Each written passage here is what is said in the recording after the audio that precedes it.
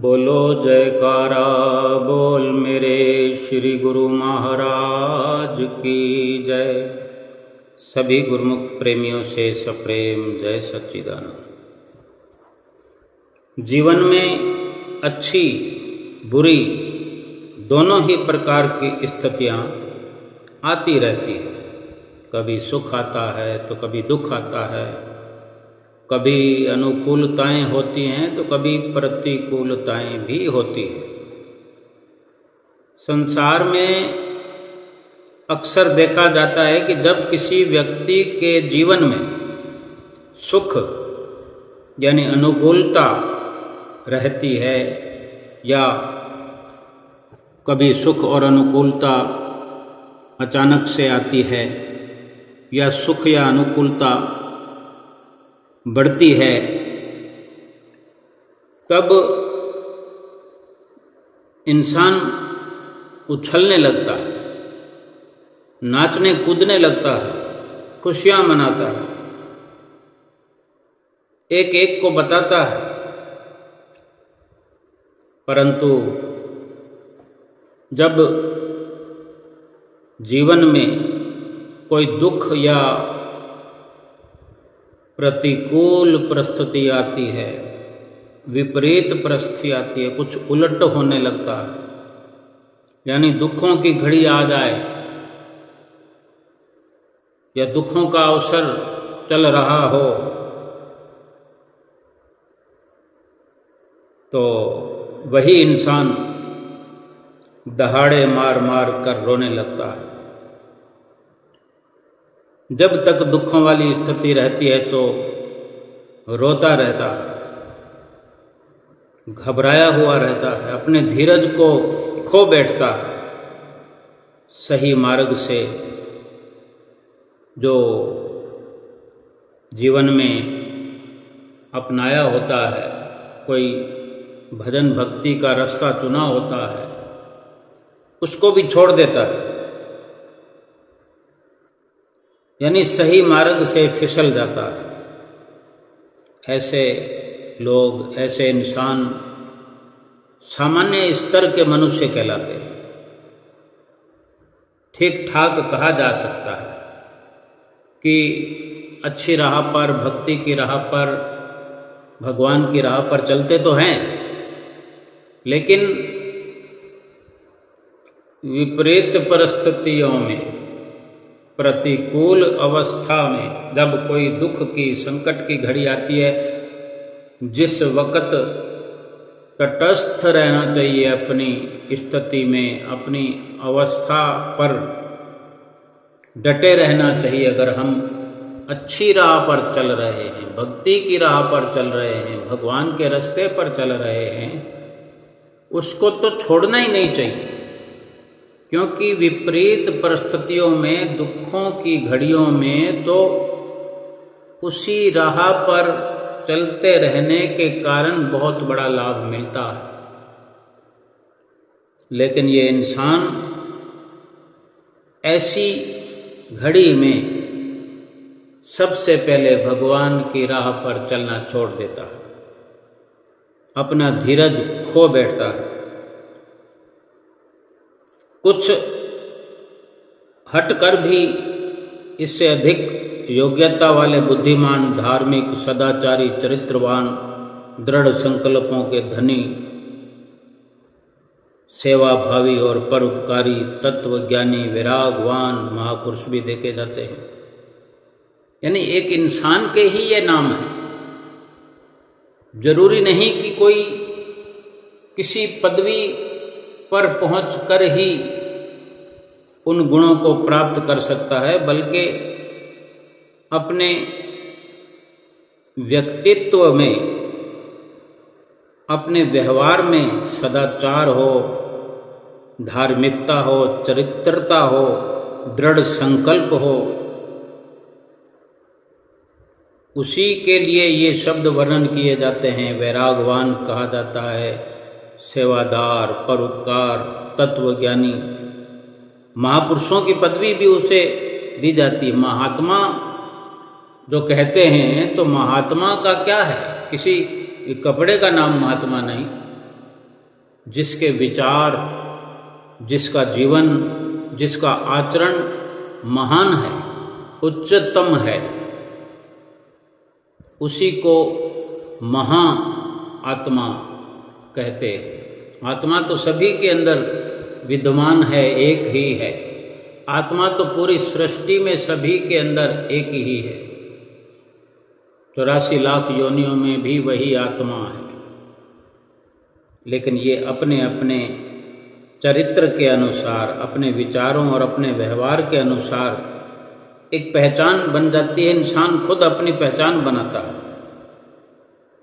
जिसके अंदर ये गुण होते हैं वो दुख आने पर विचलित नहीं होते, फिसलते नहीं हैं। अपने सत्य की राह को जो चुना होता है तो फिर उसको छोड़ते नहीं। अपने आदर्श को, अपने लक्ष्य को जो एक बार अपना लिया तो फिर उसको छोड़ते नहीं, चाहे जीवन में कितनी कठिनाइयां क्यों ना आ जाएं, कितने दुख, कितनी परेशानियां क्यों ना आ जाएं, और जीवन में सुख आए, कैसी भी अनुकूल परिस्थिति हो, कैसा लाभ मिलता हो, आराम ही आराम हो, बड़ी से बड़ी सफलता प्राप्त करने पर भी अभिमान नहीं करते, कभी इतराते नहीं हैं, नाचते कूदते नहीं हैं, उछलते नहीं हैं। अच्छी से अच्छी स्थिति में, सुख वाली स्थिति में, जिसको शारीरिक सुखों वाली घड़ी या अवसर कहा जा सकता है, ये एक संसारिक इंसान, संसारिक व्यवहार का केवल हम जिक्र कर रहे हैं। भक्ति परमार्थ कुछ अलग ही ऐसा रास्ता है, लेकिन कुछ समानताएं हैं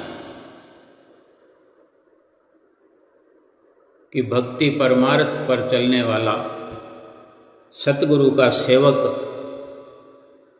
सतगुरु का जो शिष्य कहलाता है, उसके लिए भी ये सभी नियम लागू होते हैं, चाहे सुख की घड़ी हो, दुख की घड़ी हो। सुख दुख जहाँ तक संसार में शारीरिक होते हैं, ये प्रतिकूलताएं, अनुकूलताएं कहीं ना कहीं शरीर तक सीमित है।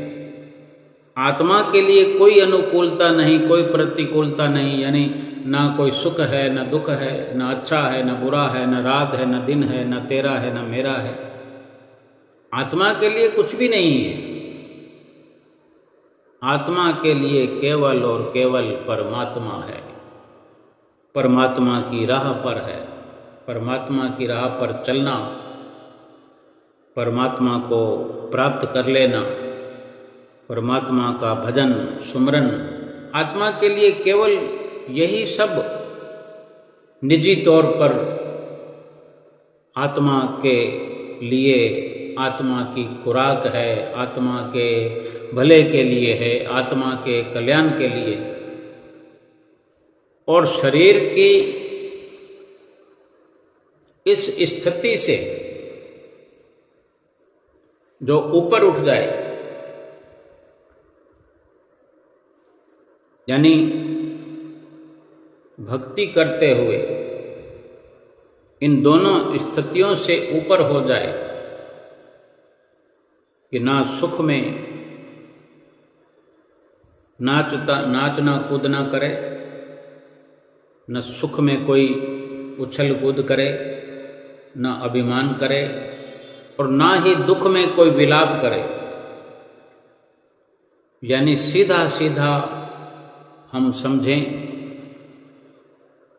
कि शरीर पर चाहे कैसी भी स्थिति आए, विपदा आए, मुसीबत आए, दुख आए, आत्मा पर इसका कुछ असर पड़ता ही नहीं है। जो भी स्थितियां, परिस्थितियां हैं, वो इस संसार में पैदा होने के बाद ही प्राप्त होती है। दुख या मुसीबत शरीर मिलने के बाद ही तो इंसान अनुभव करता है। चाहे 84 लाख योनियों के शरीर हों बेशक, या ये इंसान का तन हो, अगर शरीर और आत्मा को अलग अलग कर दिया जाए या अलग अलग समझ लिया जाए कि मैं अलग हूँ, शरीर अलग है, यानी मैं निज स्वरूप जीवात्मा हूँ, सुख स्वरूप आत्मा हूँ, वो सुख और है, वो सच्चा सुख है, वो आत्मिक सुख है, वो केवल परमात्मा के मिलने से ही प्राप्त होता है, परमात्मा की डगर पर, परमात्मा की राह में चलने से ही प्राप्त होता है। और जो परमात्मा की राह पर चलते हैं और उस सुख का अनुभव करते हैं तो वो सुख फिर छोड़ता नहीं है, वो सुख कभी जाता नहीं है, और फिर कोई दुख तो है ही नहीं। आत्मिक स्तर पर कुछ दूसरा है ही नहीं, केवल सुख ही है, आनंद है, लाभ है, अच्छा है। आत्मिक स्तर पर जो विचारवान हर वक्त अपना अनुभव आगे बढ़ाते रहते हैं, उन्हें संसार का झूठा सुख और दुख विचलित नहीं करता। एक बहुत ही सुंदर लीला है हमारे श्री पंचम पातशाही गुरु महाराज जी के समय की, कुछ सालों पहले की बात है। ये जुलाई का महीना था 2011। जुलाई में गुरु पूर्णिमा होती है और इसी गुरु पूर्णिमा के पर्व के समय की बात है। एक माता और उसकी बेटी, ये उन्हीं की जुबानी है। एक बेटी अपनी ये लीला, अपनी कहानी बता रही है अपनी ही जुबानी। क्या कि जुलाई का ये महीना था, सन 2011 में गुरु पूजा का त्यौहार आने वाला था। तो मैं और मेरी माता श्री आनंदपुर दरबार श्री दर्शनों के लिए तैयारी कर चुके थे, टिकटें बुक हो गई थी। तो वो बताती है लड़की, माता की बेटी, कि हमारे साथ हमारे नज़दीकी कुटिया जहाँ हम जाया करते हैं, वहाँ की काफ़ी संगत भी हमारे साथ थी। और हमारी बाई जी भी जो है वो पहले से ही श्री आनंदपुर में गए हुए थे। उस 2011 में गुरु पूर्णिमा जो है 15 जुलाई को थी।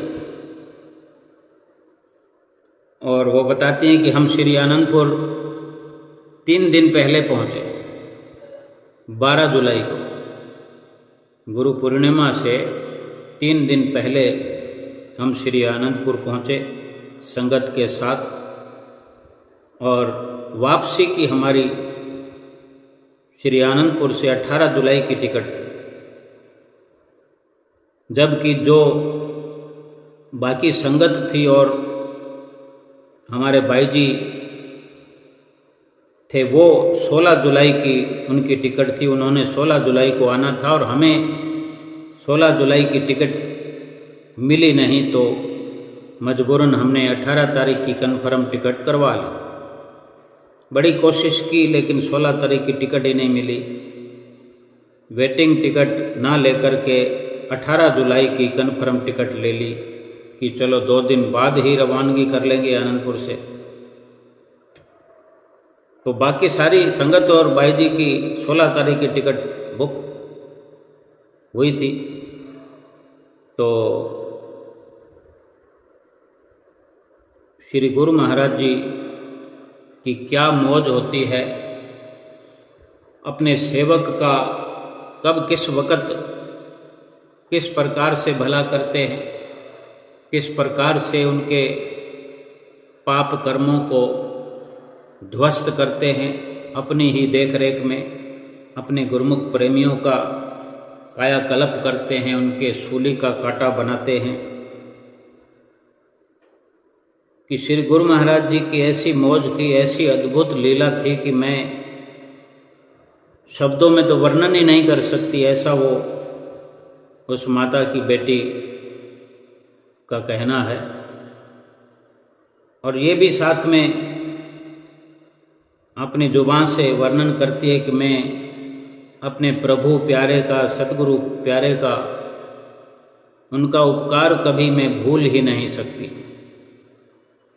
आगे वो बताती हैं कि त्यौहार के बाद 15 जुलाई को गुरु पूर्णिमा का त्यौहार हो गया। त्यौहार के बाद दूसरे दिन 16 जुलाई को जब संगत और हमारी बाई जी वापस आने के लिए वहाँ से चलने लगे, तो वो बेटी कहती है कि सबने हमें, यानी मेरी मम्मी को और मुझे, साथ चलने के लिए कहा कि अभी आप वेटिंग टिकट ले लो और हमारे साथ चलो, सब मिलजुल कर एडजस्ट हो जाएंगे। अब वो बेटी बताती है कि मैंने ही मना कर दिया कि वेटिंग टिकट लेकर मैं नहीं जाऊंगी। तो जिस कमरे में वो संगत वाले में रहते थे, तो वहाँ आसपास के भी सभी कमरे खाली हो गए, उनका कमरा भी खाली हो गया। सारी संगत जो चली गई, क्योंकि अक्सर त्यौहार के बाद दूसरे दिन सभी लोग चले जाते हैं। और जब सब ने फिर से दोबारा भी कहा कि हमारे साथ चलो, लेकिन मैंने ही जिद की कि मैं वेटिंग टिकट लेकर नहीं जाऊंगी। दिल तो बहुत करता था कि चल पड़े साथ के साथ, लेकिन वेटिंग टिकट लेकर नहीं जाऊंगी। ये जाने क्या श्री गुरु महाराज जी की मौज थी, उनकी लीला थी, हम क्या जाने। तो वो बताती हैं कि सारी संगत वापस चली गई आनंदपुर से अपने घरों को, और हम अपने कमरे में अकेले रह गए। आसपास वाले कमरों में भी हम अकेले थे और हमें 2 दिन और रहना था। उसी 16 जुलाई को शाम को, रात को अचानक से मैं बीमार पड़ गई। उस दिन बहुत तेज बारिश हुई। अक्सर हुआ करती है जुलाई के माह में, व्यास पूजा के पर्व पर बरसात हुआ करती है। कभी कभी रेलगाड़ियों पर भी असर पड़ता है, इलाकों में बहुत बारिश होती है। तो बताती हैं कि तेज बारिश होने के कारण मैं बारिश में भीग गई और मुझे ठंड लग गई। और उसी दिन 16 जुलाई वाले दिन, ये 16 जुलाई वाली रात को मुझे बहुत ठंड लगी, बुखार भी हो गया, बुखार तेज हो गया। ना तो हमारे कमरे में कोई, ना हमारे आसपास कोई। अब किससे मदद मांगें, किसको कहें, कैसे अस्पताल या डिस्पेंसरी का। अब ये देर रात का वाकया हो गया और गर्मी बहुत थी, तो और कमरे में माँ के सिवा और कोई नहीं, और माँ मुझे छोड़कर 1 मिनट के लिए भी जाने को तैयार नहीं। फिर वहीं एक बाई जी आसपास के कमरों में, नज़दीक कमरे में भाई जी मिले। उन भाई जी से मेरी मम्मी ने कोई दवाई ली और गर्म कपड़ा कोई उनसे लिया, और भाई जी ने जो दिया वो लेकर के कमरे में आई मम्मी, और उसका इस्तेमाल किया, दवाई खाई। पूरी रात बुखार से जूझती रही। सुबह 17 जुलाई को मैं और मेरी मम्मी अस्पताल गए, डिस्पेंसरी में गए और दवाई वगैरह लेके आए, और 18 जुलाई को वापस जाना था। हालांकि पूरी तरह से मैं ठीक नहीं हुई थी, और मेरी इस हालत की वजह से मेरी माता बड़ी चिंता में थी, और बार बार ये कह रही थी कि कल ही अपने 16 तारीख को ही अगर संगत के साथ हम चले जाते तो अब तक जैसे तैसे हम अपने घर पहुंच गए होते। लेकिन 18 को ही सही, 18 को रवाना हुए, 19 जुलाई को सुबह हम अपने घर पहुंच गए। और सुनने वाली बात यह है कि श्री गुरु महाराज जी ने क्या अनुपम लीला रचाई, अद्भुत लीला रचाई थी। उन्हीं की प्रेरणा थी कि हम 16 तारीख को रवाना हुए ही नहीं तो बहुत सारी संगत के साथ 2 जने अगर वेटिंग में चले जाते हैं तो कोई बड़ी बात नहीं होती, बड़े आराम से एडजस्ट हो सकते हैं। जाने ये क्या लीला थी।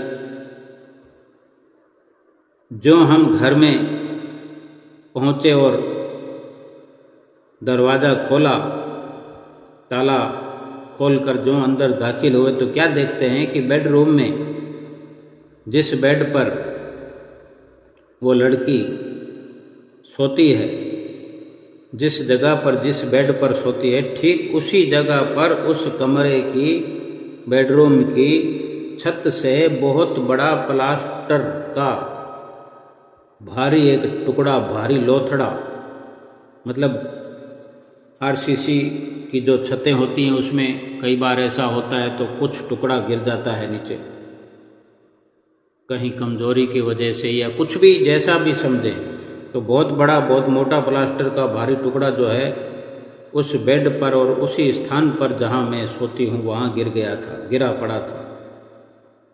तो ये देखते ही सब कुछ समझ में आ गया कि श्री गुरु महाराज जी ने ये हमारे लिए लीला रचाई कि हमें 2 दिन आने ही नहीं दिया, और सब कुछ कष्ट, थोड़े से बुखार में 1 या 2 दिन की इस परेशानी में हमारा सारा दुख काट दिया। नहीं तो जाने क्या हो जाता कि वो प्लास्टर का टुकड़ा अगर ऊपर आकर गिरता सोए हुए तो कचूमर निकल जाता।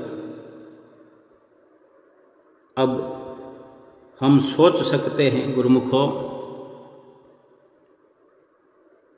कि कुछ भी हो सकता है, लेकिन हमारे पुराण आधार, हमारे नाथों के नाथ, हम अनाथों के नाथ गवारा ही नहीं करते कि हम गुरुमुख प्रेमियों के जीवन में कोई ऐसी घड़ी आए, और जो भक्ति की राह पर चलते हैं उनका विश्वास अडिग होता है, अटल होता है। अगर कोई आम इंसान हो या एक उस स्तर का इंसान हो जो केवल थोड़ा बहुत भजन भक्ति में लगता हो, दुख में दुखी हो जाता हो, सुख में उछलने लगता हो, उस सामान्य स्तर के इंसान के लिए तो ऐसी घड़ी में विचलित हो जाना स्वाभाविक है।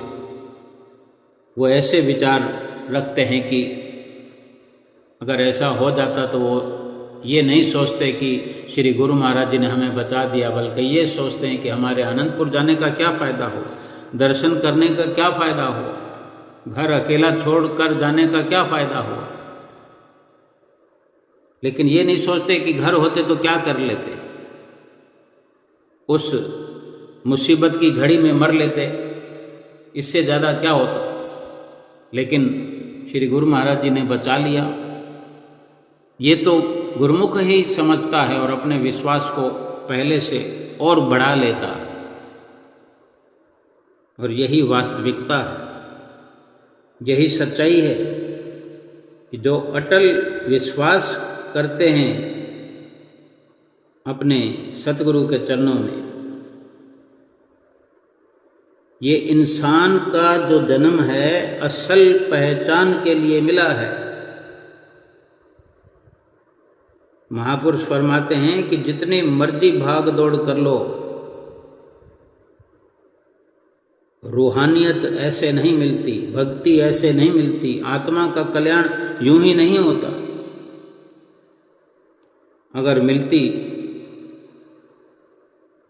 अगर ऐसे ही मिलती तो इतने बड़े बड़े महापुरुष आए, उन्होंने सब कुछ अपने आगे रख देना था। हमने तो मांगने की आदत डाल रखी है, ये मिले वो मिले, लेकिन कभी विचार नहीं किया हमें मांगने की क्या जरूरत है। हम तो खुद शहंशाह हैं, शहंशाह के साथ हमारा अटैचमेंट है, वो पक्का होना चाहिए। हमारा जो विश्वास है वो अडिग होना चाहिए। हमारे अंदर वो शक्ति हमारे सतगुरु महाराज ने, सतगुरुदेव महाराज जी ने भर दी है। ये नाम की असीम शक्ति का मालिक हमें बना दिया है।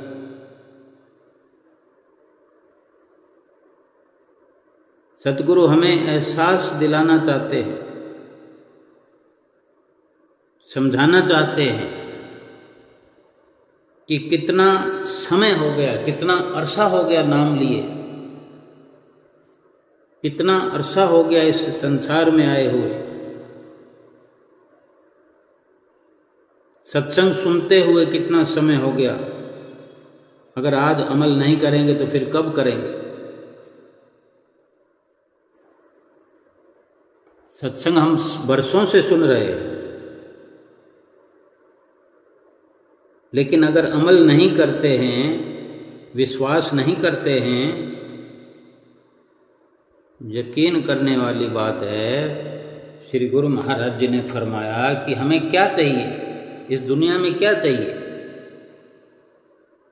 हमें जरूरत तो 2 वक्त की रोटी की है, एक कमरे की है, केवल छत ढकने के लिए, सर ढकने के लिए छत चाहिए, शरीर ढकने के लिए 2 कपड़े चाहिए, खाने के लिए 2 वक्त की रोटी चाहिए, पेट भरने के लिए, शरीर को चलाने के लिए।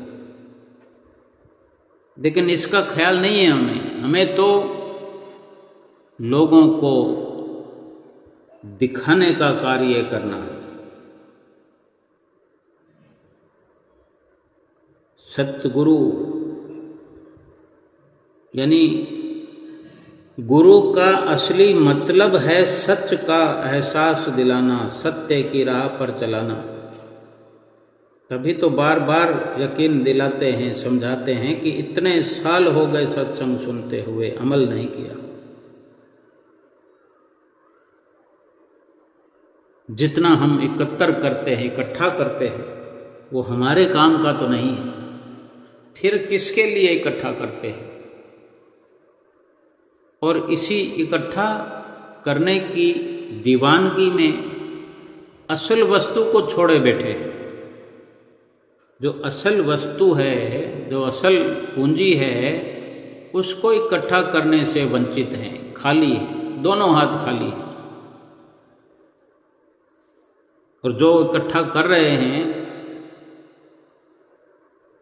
वो इकट्ठा करने की वस्तु नहीं है, वो पाप की कमाई है, वो माया है, वो दुख है, दुख की तासीर के अलावा ये दौलत और दुनिया और कुछ भी नहीं, केवल और केवल दुख ही इस संसार की तासीर है। इस संसार में रहकर अगर सत्य की पहचान नहीं की, असल की पहचान नहीं की, फिर चाहे जितनी मर्जी भाग दौड़ कर ले, जो मर्जी कत्तर कर लें इस दुनिया में, धन दौलत कमा लें, महल माड़ियाँ बना लें, रिश्तेदार बना लें, क्या होगा? सुख तो नहीं मिलेगा। आत्मिक खुशी और आत्मिक शांति तो नहीं मिलेगी। हम जो ये ब्रांडेड बनने में लगे हुए हैं, कहीं ब्याह शादी में जाना होता है तो ब्रांडेड की होड़ लगी होती है एक दूसरे को दिखाने के लिए, चाहे कोई देखता भी ना हो। एक साड़ के वजह से भी कोई किसी पर नज़र तक भी नहीं ठहराता कि अगर मैं थोड़ी देर ताक झांक करूंगा तो वो सामने वाला सोचेगा कि मेरी ड्रेस को देखा जा रहा है, लोग प्रभावित हो रहे हैं। इस वजह से साड़ से भी किसी के कोई कपड़ों पर नज़र भी ज़्यादा देर तक अगर कोई देखता भी है तो छुप छुप कर, नज़र बचाकर देखते तो हैं, लेकिन देखकर खुश नहीं होते। अरे भाई, झूठी ड्रेस है, झूठे सोना चांदी हैं, झूठी सजावट है, झूठी खुशी अगर एक दूसरे को दिखा दें तो क्या फ़र्क पड़ता है? झूठी खुशी किसी की तारीफ कर दें कि वाह आप बहुत अच्छे लग रहे हो, आपने ड्रेस बहुत अच्छी पहनी है, लेकिन अंदर ही अंदर एक प्लानिंग चलती रहेगी कि मुझे भी ऐसा लाना। अभी कोई बहुत बड़े घराने में शादी हुई, उसी घराने के एक सदस्य ने करोड़ों की घड़ी पहन रखी हाथ में, और उसी शादी में आने वाले मेहमान एक ऐसा आया कि उससे भी महंगी घड़ी पहन करके आया, जबकि वो इतना बड़ा धनवान नहीं था, लेकिन घड़ी उसकी अधिक महंगी थी। तो इसकी सुर्खियां हो गई, क्योंकि घड़ी का फर्क क्या था? 2 करोड़ का फासला था, 4 करोड़ का, कि जो अधिक धनवान है उसने 18 करोड़ की घड़ी पहन रखी है, जो उनके घर आने वाले मेहमान हैं उसने 22 करोड़ की घड़ी पहन रखी है। फर्क भी इतना बड़ा है, 4 करोड़ का फर्क एक घड़ी में, जबकि 4 करोड़ में तो कितने ही शादियां हो जाएं।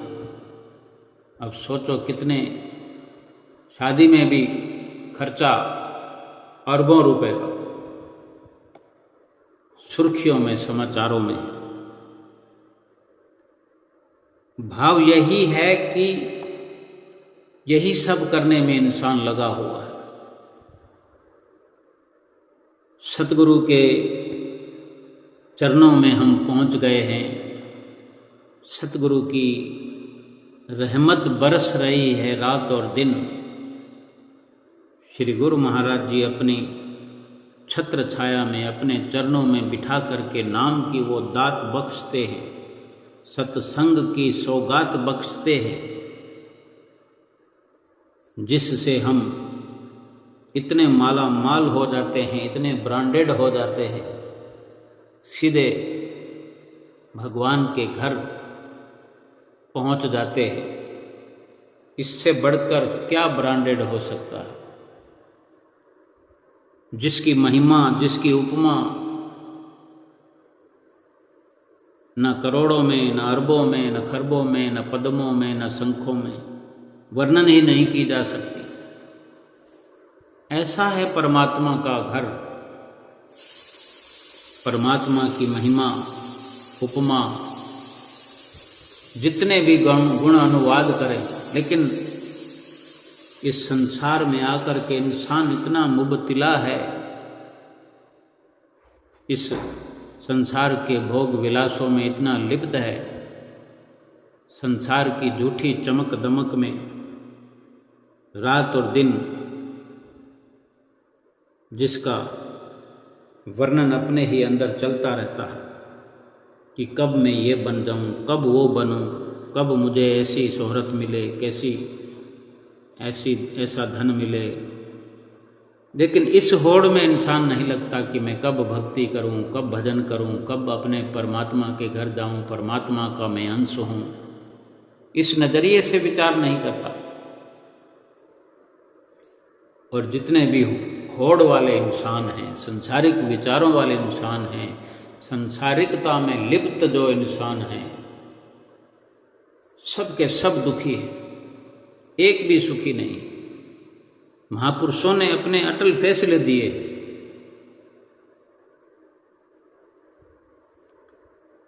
कोई मन दुखी, कोई तन दुखी, कोई तो चित्त उदास, एक एक दुख सबन को, सुखी संत का दास। तो ये दासता कोई लिबास की मोहताज नहीं है। जो संतों के वचन सुने और उस पर आचरण करे, दास वो है जो दासता स्वीकार करता है। दासता जिसने स्वीकार कर लिया, अपने आप को दास बना लिया, स्वीकार कर लिया, बल्कि दास भी नहीं, दासन दास। दासन दास की ये अरदास, राखो चरण कमल के पास। रोज गाते हैं हम स्तुति में, शाम की संध्या वेले की श्री आरती पूजा के अंतिम स्तुति के कुछ लाइनों में कि दासन दास की ये अरदास है, राखो चरण कमल के पास। यानी कहीं भी रहते हों, सतगुरु के चरण जो हैं हमारे हृदय में हों, सतगुरु के चरण कमलों का ध्यान हमारे हृदय में बसा हो। गुरु के चरण हृदय धारो, गुरु पार ब्रह्म सदा नमस्कारो। सतगुरु का ध्यान हृदय में बसा रहे, बसा रहे। सतगुरु ही पार ब्रह्म है। पार ब्रह्म समझ करके ही उनकी वाणी को हृदयंगम करते रहना चाहिए, उनकी वाणी पर सदा अमल करते रहना चाहिए, उन्हीं की वाणी पर अपना अमली जीवन बनाना चाहिए। जो सतगुरु ने हमें मार्ग दिखा दिया है, चरण कमलों में रहने का भाव यह है कि उनकी छत्र छाया का एहसास हर वक्त बना रहे कि मैं अपने सतगुरु के वचनों पर चलता हूँ, चलना है, चलता रहूँगा। ये अटल विश्वास बना रहे। कभी इस विश्वास को टूटने नहीं देना चाहिए कि कहीं कोई दुख आया, दुख तो शरीर पर आएगा और हम आत्मा को नीचे गिरा देते हैं। नीचे तो गिरी हुई है, अपने असली ठिकाने से गिरी हुई है, तभी तो परमात्मा से मिलाना है। परमात्मा से मिलाने की बजाय उसको और नीचे धकेल देते हैं हम। ये विश्वास बार बार तोड़ करके अपनी आत्मा को ये जीव गिरावट में ले जाता है। और गिरावट का मतलब ऊपर ले जाना है तो परमात्मा से मिलाना है, और आत्मा को अगर गिराना है तो वो 84 लाख योनियों में ले जाना है। कौन ऐसा इंसान होगा जो अपने आप को 84 लाख योनियों में ले जाना चाहेगा? कोई नहीं ले जा सकता, ले जाना चाहता। लेकिन अगर किसी की कार्य प्रणाली 84 लाख योनियों में जाने जैसी है, एक रेलगाड़ी है, रेलगाड़ी में कितने कोच लगते हैं। जनरल बोगी लगती है, स्लीपर क्लास बोगियां लगती है और एसी कोच लगते हैं, चेयर कार बैठने वाली भी बड़ी सुविधाजनक कुर्सियां लगी होती है एसी की। एसी का जो कोच है उसको भी पीछे छोड़ने वाली ऐसी कुर्सियां होती है, आराम कुर्सियां के घंटों का सफ़र उसमें बड़े आसानी से कट जाता है। उसी चेयर पर बैठ कर के ऐसे सो लिया जाता है, सुविधाजनक वो स्थिति होती है। एसी के बराबर किराया होता है, एसी से भी अधिक किराया होता है। यानी एक ट्रेन के अंदर अलग अलग सुविधा वाली स्थिति है। एक ही ट्रेन है, जहाँ से चलती है जहाँ तक जाती है, जहाँ जहाँ रुकती है। जनरल बोगी वालों के लिए भी रुकने का अवसर है, उतरने का अवसर है। स्लीपर क्लास वाले भी उतर सकते हैं, एसी वाले, चेयर कार वाले, जो भी जितने भी डिब्बे हैं ट्रेन के, किसी भी डिब्बे से कोई भी आदमी उतर सकता है, चढ़ सकता है। लेकिन सुविधाओं में कितना अंतर है। जनरल बोगी की हम हालत देख सकते हैं। दिल्ली से बेंगलोर जाना हो या पूना से जम्मू जाना हो, बम्बई से कहीं पंजाब जाना हो, इतनी दूरी की यात्रा में अगर जनरल बोगी में हम बैठे हुए हैं, कैसा वातावरण होता है। उससे फिर ऊपर स्लीपर क्लास है कि हमें कन्फर्म टिकट मिला हुआ है, तो हम देखते हैं ऐसी घड़ी आती है रास्ते के अंदर, वेटिंग क्लास टिकट लिए हुए उस डिब्बे के अंदर कन्फर्म सीट वालों के साथ बैठ जाते हैं। रास्ते में गैलरी में इतनी भीड़ कर देते हैं। एसी के अंदर भी थोड़ी बहुत परेशानी होती है, लेकिन इससे ऊपर जो सुविधा है, फर्स्ट एसी हो, वहाँ ऐसा वातावरण नहीं होता। अगर कोई हमसे पूछे सुविधाजनक स्थिति में कि हम कौन सी बोगी में सफ़र करना चाहते हैं, तो A1 क्लास की जो स्थिति है वही हम पसंद करेंगे। अगर हमारा किराया कोई और भरने वाला है, केवल हमारी राय पूछना है कि किस में जाना चाहेंगे, या इससे अच्छा और हमें ऑप्शन मिले कि हवाई जहाज़ में जाने का हो, तो हम हवाई जहाज़ में जाना पसंद करेंगे, जहाँ 20-25 घंटे वाला सफ़र हमारा 2-2.5 घंटे 3 घंटे में हो जाए। सब यही चाहेंगे। तो फिर इस जीवन के अंदर हम ये जीवन एक रेलगाड़ी समझें कि हमारी केवल कार्य क्षमता या हमारी इच्छा या हमारे काम करने का तरीका ही हमें हमारी व्यवस्था कराने वाला है। तो क्यों ना हम ऐसी व्यवस्था करें कि हम A1 क्लास जो इस जीवन के बाद, यानी इस जीवन में ऐसा कार्य क्यों ना करें जो सीधा परमात्मा के घर जाएं। क्यों 84 लाख योनियों में जाना चाहते हैं, क्यों उस स्थिति में पहुंचना चाहते हैं। हर इंसान कभी ना कभी जनरल बोगी में सफ़र किया हुआ है, लेकिन धीरे धीरे अनुभव अपना बढ़ाते हुए और अपने हैसियत को बढ़ाते हुए जैसे जैसे वो आगे बढ़ता है, समझता है, वही इंसान हवाई जहाज में भी सफ़र करता है। यही महापुरुष हमें समझाना चाहते हैं कि इसी मनुष्य जीवन में 84 लाख योनियाँ प्राप्त करने का भी हमारे पास अवसर है।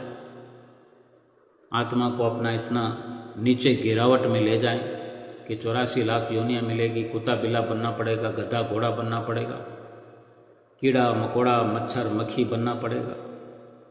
और इसी मनुष्य जीवन में ऐसे कर्म करके, श्रेष्ठ कर्म करके, निष्काम कर्म करके, 5 नियमों की पालना करके, आरती पूजा करके, सेवा सत्संग करके, दर्शन ध्यान करके, 2 घंटे भजन अभ्यास करके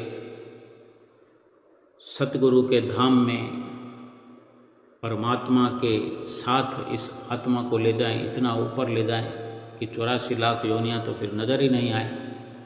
यानी हवाई जहाज में अगर सफ़र करे तो फिर क्या जनरल बोगी और क्या एसी कोच और क्या स्लीपर कोच, सबसे ऊपर हो गया ना। तो ये परमात्मा वाले धाम में पहुंचने वाला हम कार्य करें, अपनी सोच बनाएं और सतगुरु से पक्का ऐसा रिश्ता कायम करें कि सतगुरु हमें नाम रूपी जहाज में चढ़ा करके, नाम हमें बख्श दिया है, ये नाम रूपी जहाज हमें दे दिया है, हमें किन्हीं और को नहीं बिठाना, ये जहाज हमारे हवाले कर दिया है, हमें अकेले इस जहाज में चढ़ा कर ले जाएंगे। केवल हम होंगे और हमारे सतगुरु होंगे, और थोड़ी देर के सफ़र के बाद परमात्मा भी हमारे हो जाएंगे। हवाई जहाज भी हमारा, सतगुरु भी हमारे और परमात्मा भी हमारा। और फिर कहने की भी ज़रूरत नहीं होगी कि ये यहाँ तो हम कहते हैं कि हम संसार का मोह, संसार का प्रेम नहीं करते, हम तो परमात्मा में प्रेम करते हैं। जब परमात्मा मिल जाएंगे तो ये कहने की भी आवश्यकता नहीं पड़ेगी। हम कहने वाले तो हम रहेंगे ही नहीं, क्योंकि हम परमात्मा में एकाकार हो चुके हैं। तो फिर वही एक ही रह जाएगा, हम परमात्मा के साथ मिल जाएंगे। फिर ना कुछ कहना है, ना सुनना है, बस सुख स्वरूप हो के रहना है। बोलो जयकारा, बोल मेरे श्री गुरु महाराज की जय।